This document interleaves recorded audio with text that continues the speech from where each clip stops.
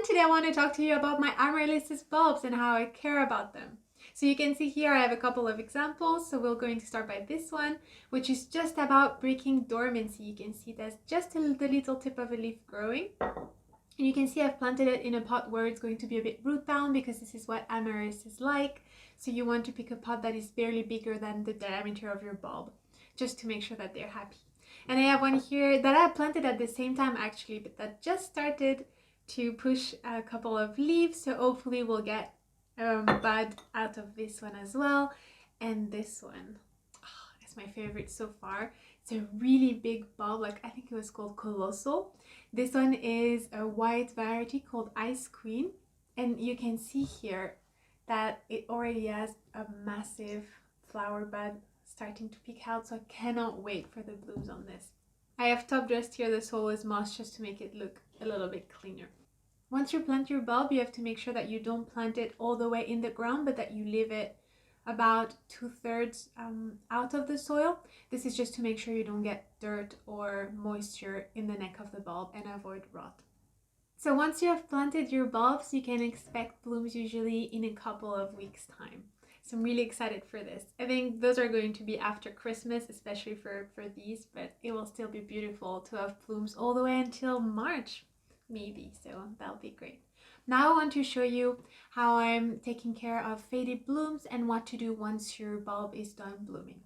So this one, you can tell it is just about to burst open. It's going to be absolutely lovely, and you can see it has a second bloom stalk. So this is a Samba variety. It's red with white stripes. It's going to be beautiful. It's my first red variety, actually, you can tell. Well, no, you can't tell yet, but I love white for amaryllises, so this one was a bit of a spur of the moment purchase, but I think it's going to be absolutely beautiful for the collection. And now I want to show you how I'm deadheading faded blooms. And look at that. Well, actually this one needs staking. I need a stake. Be right back. All right.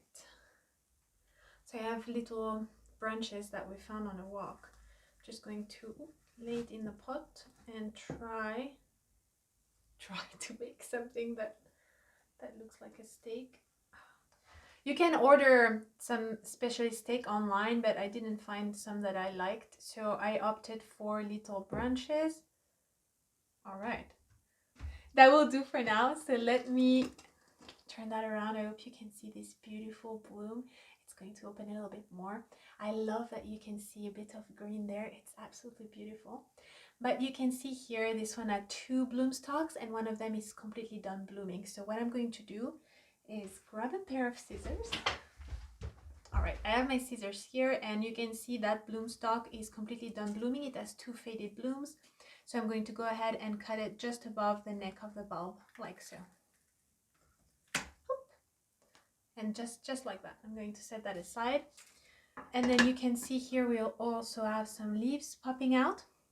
So I brought you a bit closer so that you can see what I'm doing, and I'm just using a simple pair of scissors. So I'm going to shift this one aside, and excuse my poor attempt at staking. I'll have another look at that a bit later on. And you can see here we have another example of a bloom stalk with faded blooms. So you can tell also, I don't know if you can see, but we had 2 previous blooms that I had snipped off. I just want to show you how I would do that. So this little area here is where the bulb will send energy into producing seeds, exactly as per any other plant you'd see in your flower bed. So if you had other blooms that were still pretty, you just cut it off very close to the stem and discard this just to make sure that there's no seed production.